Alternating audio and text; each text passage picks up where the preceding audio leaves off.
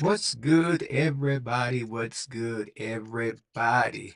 Thank you for joining us here for a brief moment. We're on here today to bring you some exciting and super exciting news.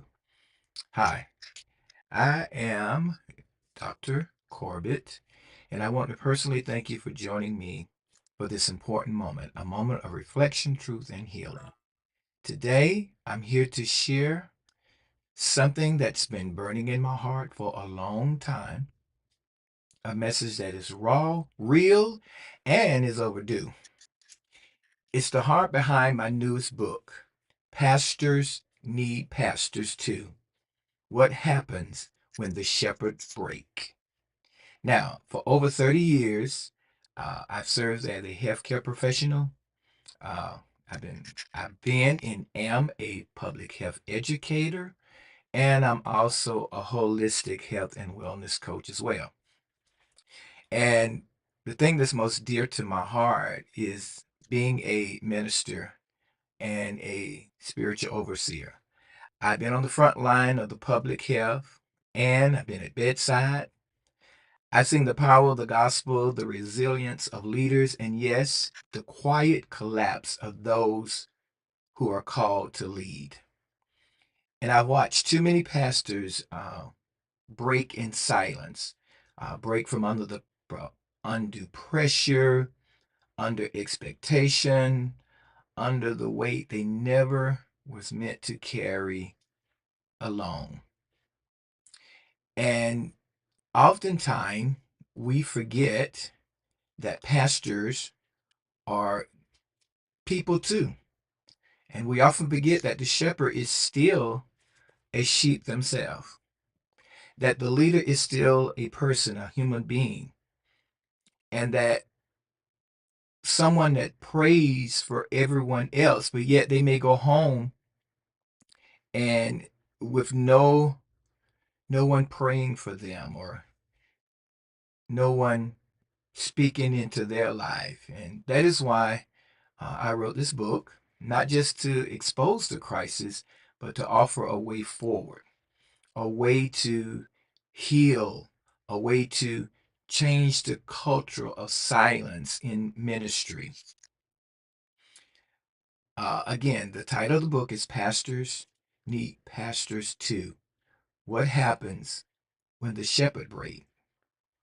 Now, so oftentimes, um, this book is written for pastors who serve faithfully, but who secretly struggle.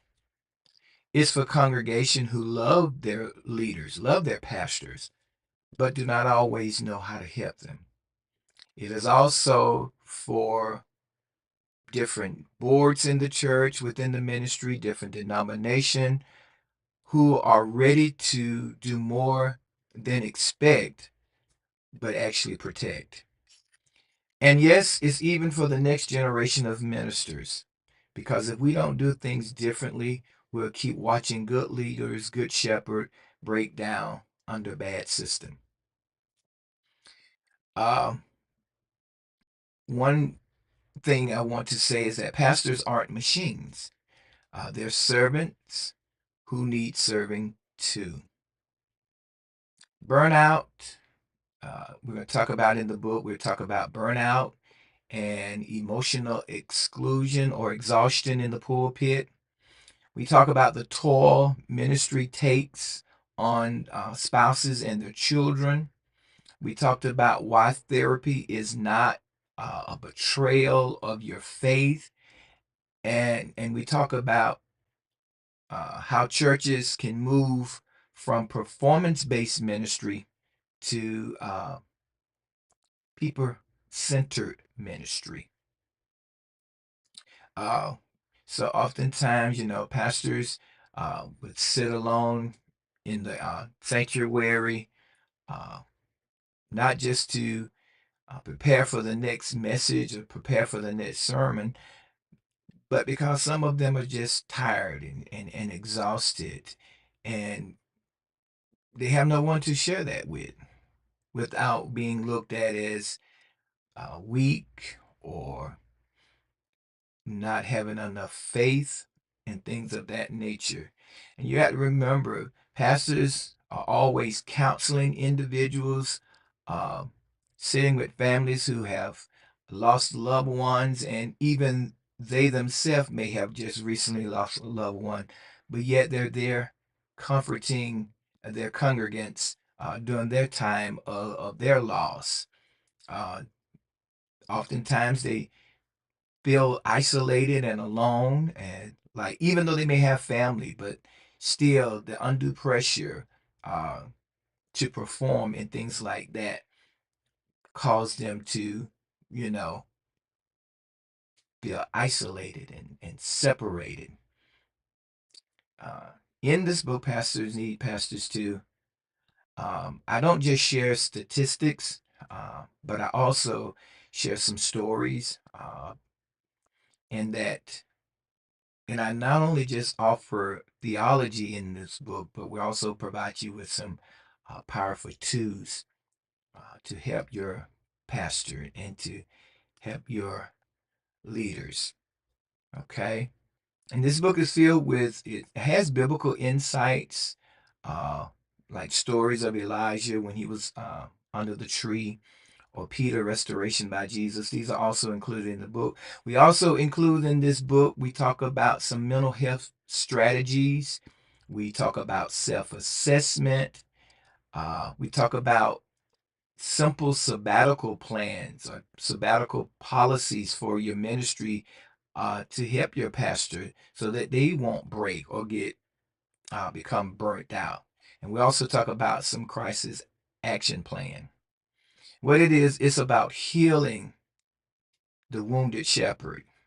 It's about saying out loud what so many pastors are afraid to admit, and that is, I'm tired, I'm lonely, I need help, without the fear of being looked at indifferently, you know? So, this book is for pastors who serve faithfully, but secretly they struggle. It is for congregations who love their leaders, but do not always know how to help. It is for board members, it is for denominations of all kind who are ready to do more than just expect from the pastor or the shepherd or the leader, but to also actually help to protect. And yes, this book is also for the next generation of ministry because, as I say, we don't want to do things continue to go in the same pathway and causing the same effect to happen. We want to be a change agent for our pastors.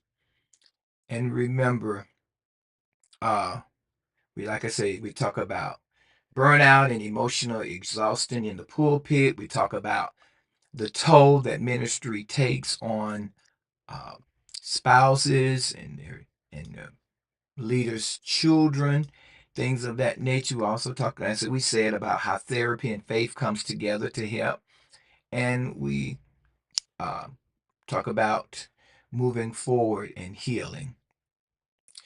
So, if you're watching this and you are a pastor, you're a leader, you're a shepherd, or whatever, let me say this directly to you. Number one, you're not alone. Number two, you are not weak just because you're tired.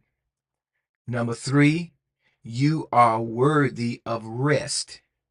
And number four, and yes, you need a pastor too. All right?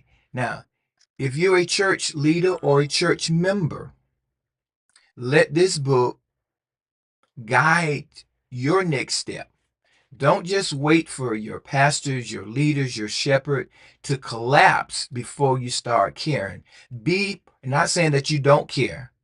Please don't get me wrong. I'm not saying that you don't care, but the book kind of gives you a little guidance on how to take that care to another level, to protect that shepherd, to protect that leader that God has placed in your life. It doesn't say that you don't care.